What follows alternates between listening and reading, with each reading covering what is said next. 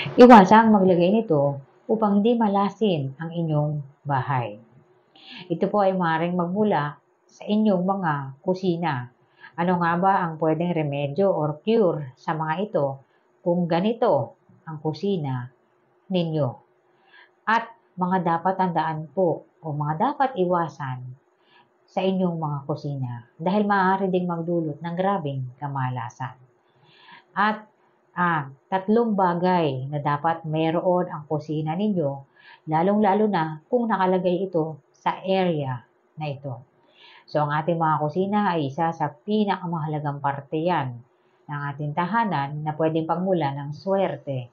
Ngunit pwede rin pagmulan ng grabeng kamalasan. At para naman po sa comment ni Sir at ni Ma'am, ayon po kay Sir, yung kwarto nila sa taas, ang ilalim ay banyo. Ano ang cure? Pwede pong maglagay ng red na basahan or carpet po sa taas para yung yin energies na nasa baba na mula sa banyo hindi aakyat sa ibabaw.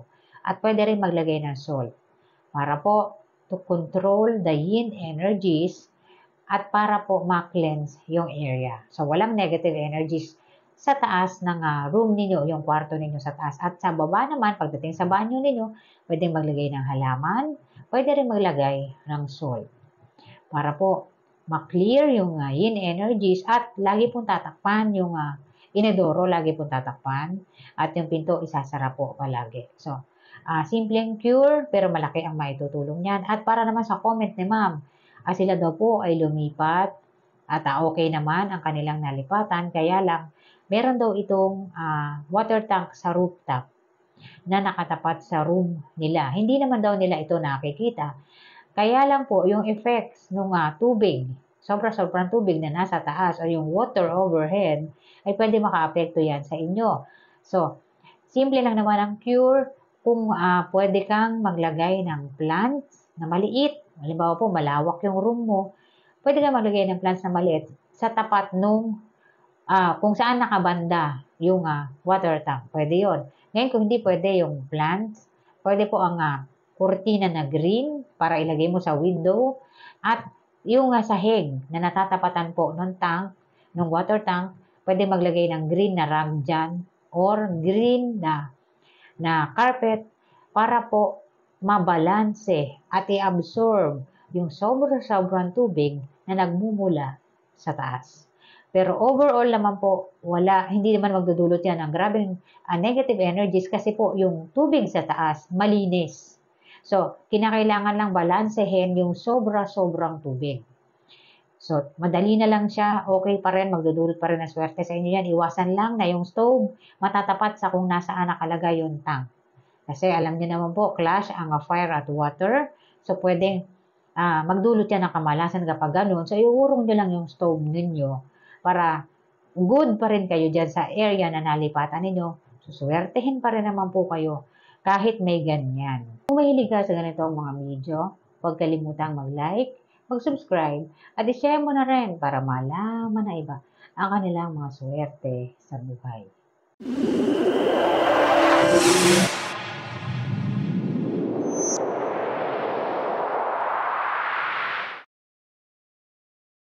Kitchen in the Northwest.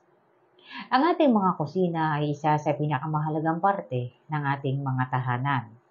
Maaari din itong magdulot ng prosperity at abundance sa atin, depende sa kung paano ninyo ito ine-enhance.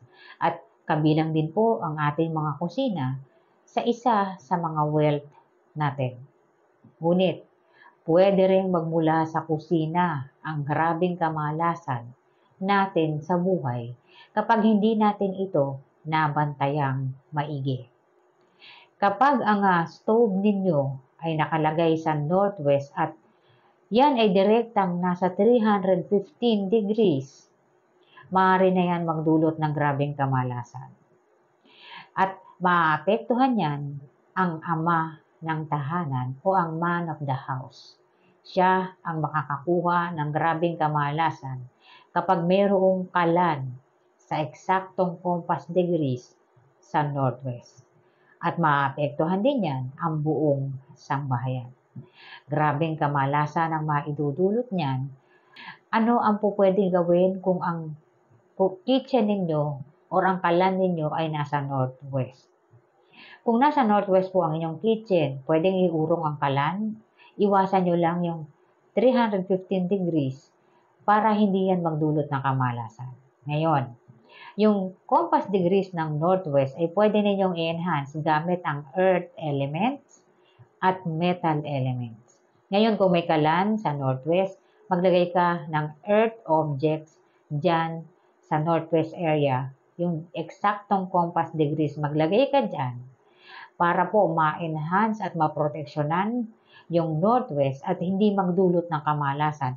Pwede pa rin pong maglagay ng kalan or ng kitchen sa northwest. Iwasan mo lang yung eksaktong compass degrees or ilihis mo lang ng konti para hindi ito magdulot ng kamalasan at makakaapekto ito sa swerte ng buong sambahayan. Ang lahat po ng oportunidad sa negosyo, mga panibagong pagkakataon, maging ang mga swerte sa buhay o mga windfall ay maaapektuhan niyan. At kahit anong gawin ng ama ng tahanan, walang good luck energies na naidudulot sa kanya. At po pwede pa yan magdulot ng grabing pagkakasakit sa kanya at apektado ang buong pamilya. Sure po, paglalagay ng earth elements at iuurong mo ng konti yung stove mo para hindi siya eksaktong tumapat sa compass degrees ng northwest. So, pwede pa rin kayong maglagay ng kitchen or pwede pa rin maglagay ng stove dyan, lalo na kung wala talagang pwedeng paglagyan.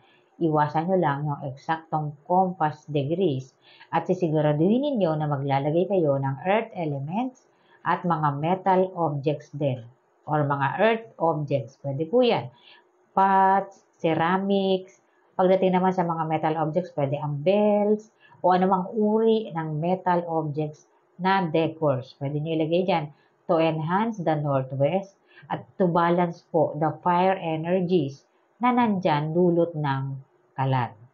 At hindi na yan magdudulot ng kamalasan sa ama ng tahanan at hindi na rin magdudulot ng kamalasan pati sa mga miyembro ng pamilya.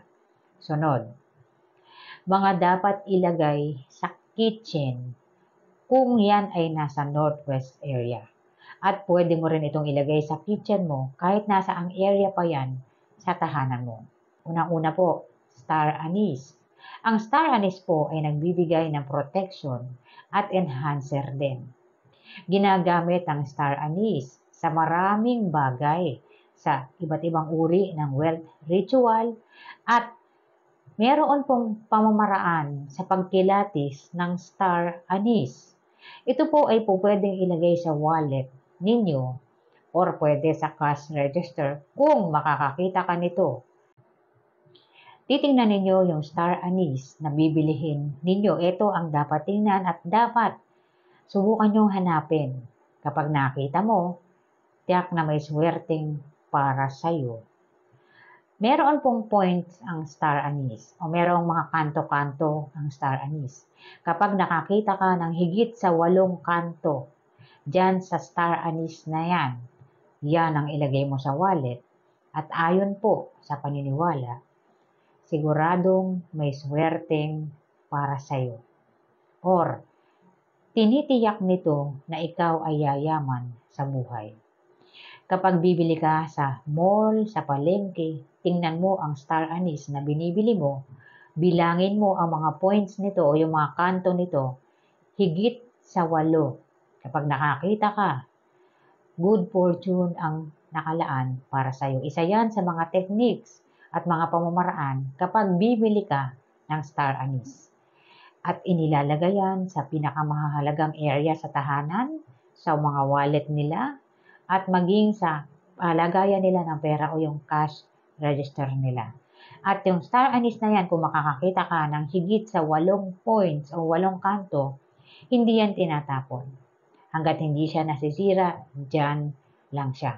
Sunod, maglalagay po kayo ng black eye na beans. Marami po tayong nabibili na beans. Pwede sa palengke, pwede sa market, ilalagay sa maliit na lalagyan kung makakabili ka ng konti.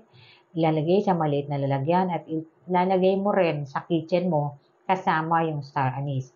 Magkahiwalay po sila ng lalagyan. Yung pangatlo po, ikaw ay maglalagay ng dahon ng oregano na pinatuyo. Lalagay mo rin sa maliit na lalagyan or maliit na garapon, ilalagay mo sa kusina mo, pagtatabihin mo. Yang tatlong bagay na yan ay magdudulot po ng protection, enhancers, at mag-a-attract yan ng prosperity. Isa po pong kakayahan ng star anise ay kontrahin ang evil eye na mula sa iba. Ito yung evil eye na hindi ninyo or hindi natin nakikita.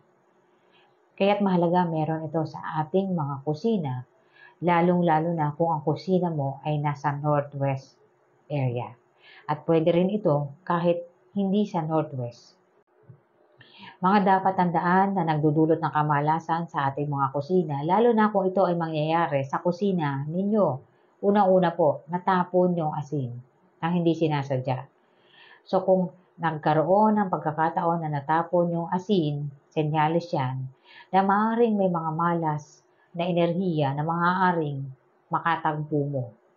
So para maiwasan mo yan, maglagay ka ng asin, lagay mo sa mangkok kung saan natapon yung asin. Halimbawa po, ang asin ay natapon sa lamesa, maglagay ka ng maliit na mangkok dyan sa lamesa mo, dyan mo lang muna ilagay yan.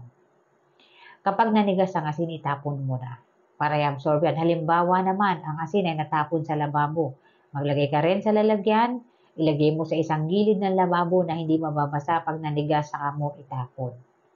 Isang pamamaraan yon para ma-counter po yung mga negative energies. Senyalis po kasi yan na kaya siya natapon.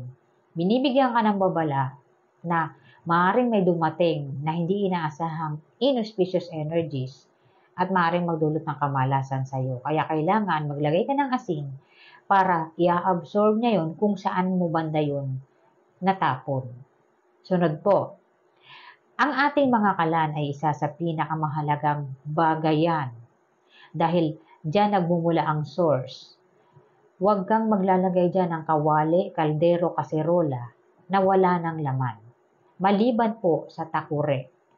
Kasi yung takure, ginagamit natin yan bilang enhancer, kaya nga po palaging makintab yan para sa mga new opportunities at wealth. Pero kung yung kaserola, kawali, kaldero, wala ng laman, ubus na, huwag niyo pong ilalagay sa ibabaw ng kalan o sa ibabaw pa ng burner, yung mismong stove natin, yung doon nyo pinatong, wala ng laman, malas po yun. Pwede nyo ilipat, huwag nyo ipatong sa mismong kalan na kung saan diyan ninyo niluluto yung pagkain. So, pag wala ng laman, ilipat lang siya, ibaba lang sa kalan para po hindi magdulot ng kamalasan yan. At para po doon sa mga, halimbawa po, yung anak ninyo, inutusan nyo sa palengke, bumili ng kutsilyo na bago, or may kaanak kayo, nakisabay kayo na pag ibili kayo ng kutsilyo sa palengke. Kapag ganun po, bigyan nyo ng points yung bumili ng kutsilyo para ibibili niya sa tindahan yung coins na binigay mo. Para hindi po yan, kasi maaaring mga hulugan niya ng curse of bad luck. Kahit pa binili mo lang yung kutsilyo. So kung yan ay inutos mo lang, pero kung ikaw yung bumili, okay lang yan. Kasi kutsilyo mo naman yan. Pero kung yan ay inutos mo, nakisuyo ka, pagbalik nila at inabot nila yung pinakisuyo mo na bagay or kutsilyo, bigyan mo sila ng coins. Kapalit nung inabot nila na kutsilyo sa'yo para yung coins ibibili nila sa labas. Kasi po, nangangahulugan niya ng curse of bad luck. So, ayun po yan sa paniniwala. Wala namang masama na maniwala. Kasi mahirap na kung magdulot yan ng kamalasan. Ilan lamang ito sa mga bagay na dapat tandaan pagdating po sa ating mga kusina. Lalo na po kung ang ating mga kusina ay nasa northwest. Pwede naman po yan sa northwest. Iwasan nyo lang yung eksaktong compass degrees na 315 kung sakali na nandyan na talaga siya, no choice na. Yan na yon. Siguraduhin mo na lang na maglalagay ka ng earth objects dyan para po ma-enhance yung area at ma-balance po yung fire energies na nasa northwest ng tahanan ninyo.